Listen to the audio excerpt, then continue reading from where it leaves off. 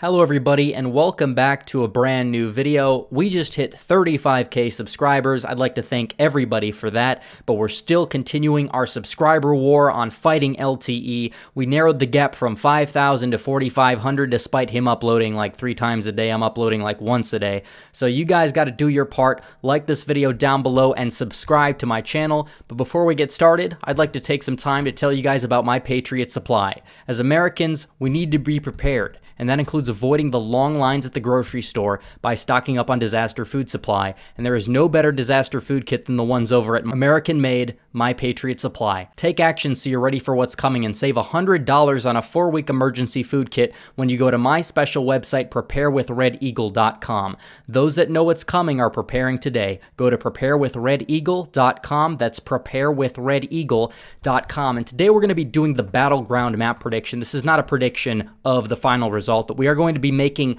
the Battleground Map for the month of May, the Red Eagle Politics Battleground Map. I'm going to be working on making my website where I'm going to be analyzing polling, breaking down polling. That's going to be done within a couple of weeks, so I've not forgotten about that. Finals are done, finals are over, so now I have more time to focus on you guys, which is great because I would much rather focus on you guys than focus on my finals. But today we have no choice but to make the Battleground Map for the month of May. So let's now get started. Of course, we're going to start out by filling out all of the states that I believe would go solidly Republican, solidly into Donald Trump's column and not Joe Biden's column.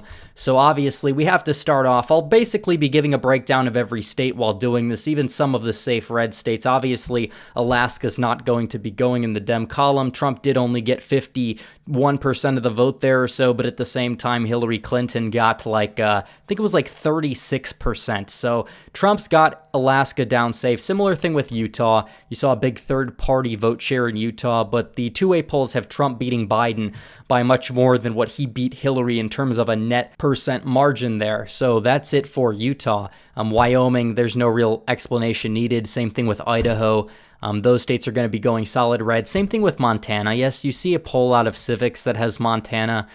Trump is down 3 in Montana, but at the same time, the same poll has Biden more unfavorable in the state of California. So take that with a grain of salt. Don't look at Politico Morning Consult. Don't look at Civics. They're both garbage polls. It's very hard to get a full gauge of the nation in every state by just using a small sample. And by the way, a lot of those polls are conducted online. It's so easy to do them. So take those polls with a grain of salt. North Dakota, red. South Dakota, red. Yes, they were close in 2008. Not going to be close now.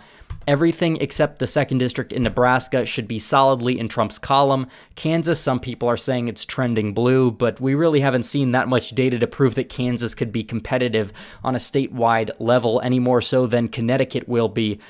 So we're going to put that as safe. Safe obviously being over 10 percentage points into one column or the other. Oklahoma, safe. Arkansas, Louisiana, Mississippi, those will go Republican. Same thing with Alabama. Tennessee, Kentucky, West Virginia, all in the Republican column. Ironic how West Virginia went from being one of the bluest states in the Union in 1996 to becoming the potentially reddest state in the Union this time around. It very well could vote to the right of Wyoming, so we'll have to watch for that. But it's a very ironic development. Indiana's definitely moving red, as well as Missouri. These were both the so-called bellwethers, they used to say back in the day. Indiana in 2008 was the bellwether, Missouri before that. But ever since Missouri went red in 2008, it just kept going red since. And you'll see a similar thing happen with Ohio and Iowa in future election cycles, by the way. Same thing with South Carolina. I get these lunatic comments from the comment section that think that just because Harris is outraising Graham in one single quarter, they think South Carolina is competitive. Guys, fundraising isn't nothing, but it's not everything. That's not how it works. Trump and Lindsey Graham are both relatively safe in the state of South Carolina. There's no need to really worry about that. So Republicans are at 125. It's good to fill out the Democrat states right now. The state of California is a big one. That one is going to be a big prize for the Democrats, as it usually is. Similar thing with the state of Hawaii, has not been competitive since the late 1980s at the presidential level, and I don't expect that to change now. Ever since Republicans lost the Asian vote, they've really lost any chance they had at winning the state of Hawaii. Washington state as well, that needs to stay in the safe column.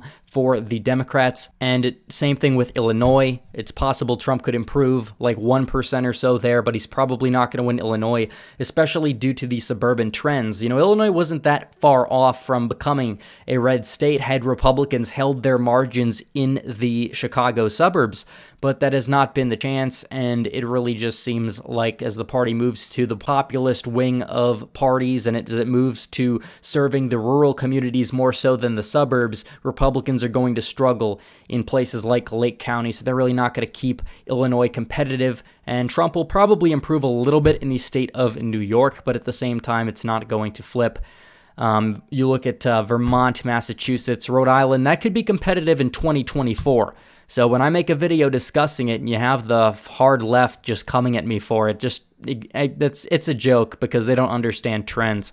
Connecticut, New Jersey, Delaware, Biden's home state, Maryland, and D.C. Those are going to be safe for the Democrats. The Democrats have 175. They'll probably also get Maine's 1st district safe, even though that district is trending red. It's not trending red at the same level that Maine's 2nd district is. So for that sake, we are going to put it in the safe blue column. So now we'll go from the East Coast to the West Coast, now looking at every state, seeing where it would go. Also, now we have put in the nice toss-up colors, so the pure toss-ups we can actually demonstrate using the color. Maine's 2nd district, I would like to put that in the safe column. We have very little data.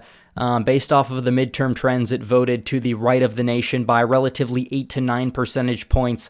If that happens again, Trump will probably win by a likely margin. It probably could vote to the right of that as well. So right now we'll put it in the likely column, but again, anything can change. It very well could move back to the safe column. It's just very early. We don't have a lot of data coming out of Maine's 2nd district, and if we do, the data there underestimated him greatly last time, so we have to look at what the data shows this time around. Again, it's a very rural district. Trump should do very well there. The state of Maine at large will be a toss-up, most likely. Toss-up to lean D, probably tilt D right now, but for the sake of this, we're going to put Maine at large, and we are going to put New Hampshire as toss-ups. Trump only lost New Hampshire by 3,000 votes, and if you take the third-party vote share and allocate it properly according to what certain polling data has shown about which direction the third-party vote would have gone, Trump would have won the state of New Hampshire by roughly 1%. And there's a very popular Republican governor. Some polling data has Trump up beating Biden by 2. Other polling data has Trump behind Biden by like 5 or 6. So very little polling data. Polls need to be taken with a grain of salt right now.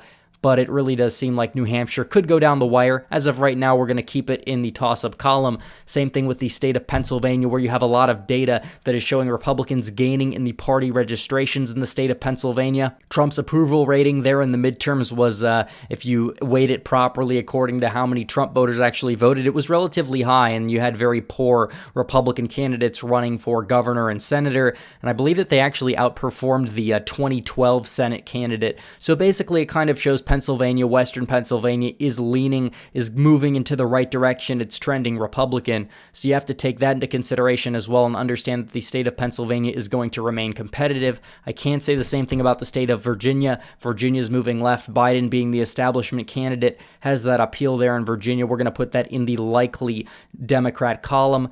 The state of Ohio is the opposite. It's moving into the Republican direction. That should remain in the likely Republican column. Same thing with Iowa, as you see here. Iowa should definitely be in that column as well. Michigan and Wisconsin and Minnesota. These three are going to be toss-up states. Trump will probably win in Wisconsin more likely than he'll win in Michigan. Personally, I believe he can win both. If Biden wins the popular vote by less than 4, and if you look at the trends, Trump probably will win the state of Michigan. The governor right now is relatively popular in the approval rating, but as time goes on and Trump will be blaming the economy on Whitmer and her overreaches, that very well could sink her popularity before the election and could help Trump win Michigan again. It's going to be a very contested state in the presidential election and the Senate election, so we'll have to keep watch for that. Nebraska's 2nd district is unique because not a lot of people are talking about it. It's one electoral vote, but that one electoral vote could end up making the difference at the end of the day when it's all said and done. It's a very suburban district, however, it's very conservative. It voted Republican in 2018 for the House election and the Senate election. I would probably expect Trump to win it narrowly as more third-party voters come home to Trump in that district, but it's still going to be close and go down the wire nonetheless. Georgia, I'm going to put in the lean Republican column. All the polling data we've seen out of Georgia shows Republicans, 6%, 5 to 6% up in the aggregate. That's roughly what Trump won it by back in 2016. I think Trump's going to win it by probably 3 or 4. You do have the Atlanta suburbs growing, and no, I do not think that Stacey Abrams is going to help Biden win the state of Georgia, but I do think Georgia will stay Republican. Probably it will stay Republican by, like I said, 4 to 5 points. It probably will get called before or around 11 o'clock p.m., but as of right now, we're going to have to put that in the lean Republican column, although it will be a problem in future elections. Similar thing with the state of Florida. I think Trump is going to win the state of Florida by more than 2%. They love incumbents there. Bush won it, I think, by like 500 votes, and then he won it by 400,000 votes 4 years later. They love incumbents going back even to 1992. They voted for George Bush over Bill Clinton. So you definitely have a big incumbency advantage for Republican candidates in the state of Florida. I do expect Trump to win it, especially the fact that it is his home state now. That's not going to hurt him. North Carolina, we've seen polling data there that shows the Democrats up by a couple points, but that's just North Carolina early polls to tell you. I think Trump is going to win North Carolina by roughly what he won it by last time. Appalachia will save him again, and any gains the Democrats make in the Charlotte metro area, which probably will be sort of minimal. Republicans will max the rural areas out, and that's going to help them win North Carolina. Texas, as you see here, I believe that Texas is going to go to Trump by 6 or 7 percentage points. You can't really trust a whole lot of the early polling data out of Texas because it's very spotty. Some of these polls will have Trump up by 12 or 13. Some of these polls will actually have Joe Biden up by 1. So we have very little data out of Texas. But I will say that Trump will probably win Texas by 6 or 7. Beto was a fluke. I can tell you if that election was held today, that Beto probably would have lost to Ted Cruz by 10 points. Plus, Greg Abbott is fairly popular there, and he supports Trump. That's probably going to help Trump to the finish line as well in the state of Texas.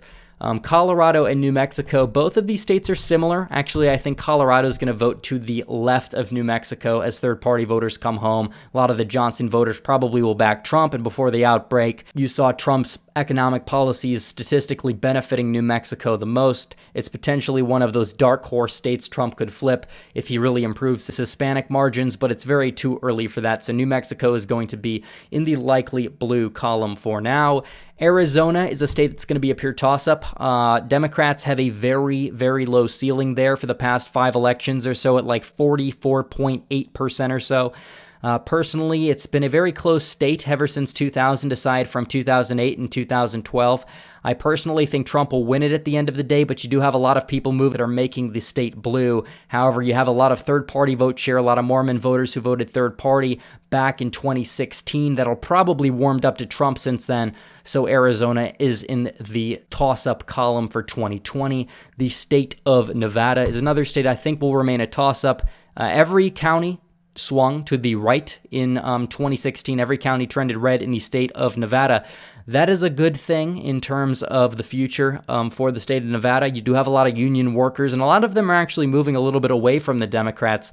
That's kind of why Nevada's been to the left of Arizona, but ironically, they're trending in opposite directions. One would usually think people moving from California and immigrants as well are making Nevada a solid blue state, but you have a lot of rural areas, and even Las Vegas moved to the right back in 2016, as well as every single congressional district. So it's going to go down the wire, and Bernie was very popular in the primary, so maybe that will hurt Biden there a little bit, and we'll have to see how much Trump's Latino appeal improves in the state of Nevada as well, because that can be a deciding factor. Also, mind you not that in 2018, Nevada voted to the right of the country, which a lot of people don't know.